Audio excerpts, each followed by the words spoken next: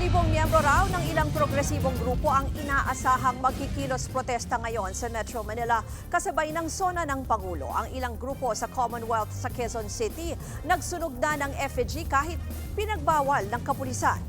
Para bigyan tayo ng live update mula sa Commonwealth Avenue, nasa frontline ng balitang yan si Dave Abuel. Dave, ano na ba ang nangyari dyan? Tumatakbo na ba itong kanilang pagpoprotesta dyan sa Commonwealth?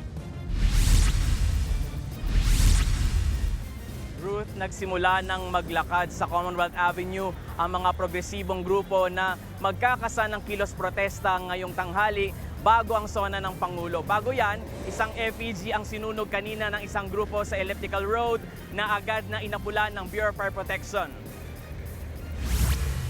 Mag-aalas 11 ng umaga kanina nang magtagpo sa harap ng Department of Agrarian Reform ang mga delegasyon mula sa grupong Bagong Alyansa Makabayan, Timog Katagalugan at Central Luzon. Dahil okupado ang ilang lane sa elliptical, bumagal tuloy ang usad ng mga motorista. Nagsagawa sila ng maikling programa kasama ang isa pang effigy ni Pangulong Bongbong Marcos. Sa huling bahagi ng programa, sinabuyan nila ng gas ang effigy sa kasinunog. Agad naman itong binomba ng tubig ng mga kawani ng BFP hanggang sa tuluyang naapula ang apoy. Nauna nang sinabi ni Philippine National Police Chief Nicolas Torre na labag sa batas ang pagsusunog ng effigies at maaaring maaresto kung walang kaukulang permit. Pero giit ng grupo, hindi na nila ito ikinagulat. Hiling nila, huwag hadlangan ang kanilang karapatan na ipahayag ang kanilang mga saloobin sa gobyerno. Kung hindi raw uulan mamaya ay susubukan pa rin daw nilang sunugin ang effigy. Bandang tanghali naman nang magsimulang magmarcha ang ilang pang grupo sa Commonwealth Avenue. Ilang grupo pa ang kanilang nakasalubong at sabay-sabay na nagtungo sa bahagi ng Tandang Sora kung saan nagkaroon ng maikling programa.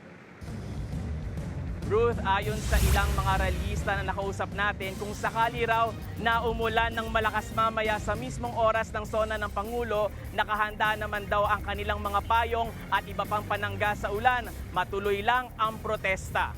Ayon naman sa National Capital Region Police Office, nasa 8,000 magkikilos protesta ang inaasahan ngayong araw. Hanggang sa bahagi din lang daw sila ng St. Peter Church sa Commonwealth papayagang magprotesta at bawal nang makalapit pa roon sa batasan.